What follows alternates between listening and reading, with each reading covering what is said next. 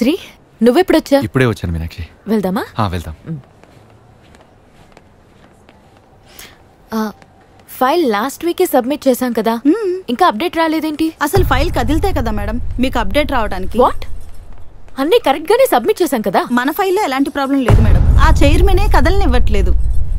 ఇప్పుడు ఎలా Meenakshi?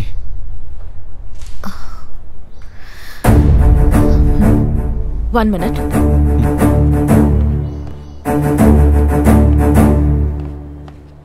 Excuse me sir. Come in please. కూర్చో. సార్, జెట్టి ఫైల్ గురించి మీతో కొంచెం మాట్లాడాలి సార్. ఆ ఫైల్ పైదాకా వెళ్ళదు మీనాక్షి.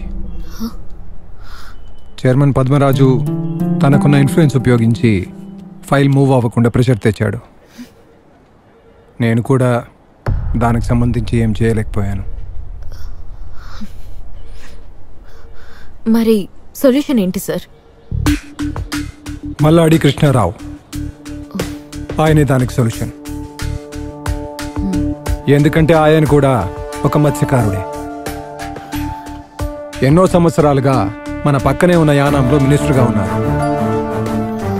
అలాగే ఆయనకి సెంట్రల్లో మంచి కనెక్షన్స్ ఉన్నాయి. ఆయన్ని మీట్ అయితే పని ఖచ్చితంగా అవుతుంది. ఓకే సార్, వెంటనే కలుస్తాను. Please do. Thank you sir.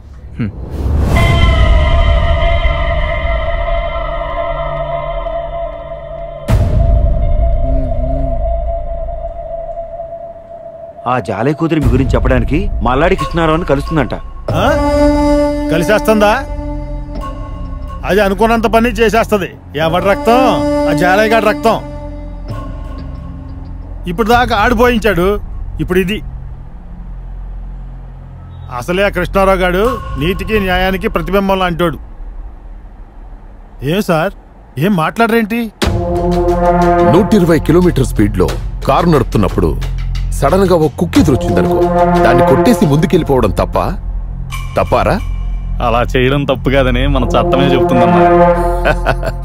చట్టం చెప్పిందిగా, మరి చెయ్యాలిగా. రే నాగరాజు, ఎత్తుల్లా ఉన్న మనోళ్ళందరినీ తీసుకెళ్ళి వాళ్ళెక్కడున్నా ఆ ఇద్దరిని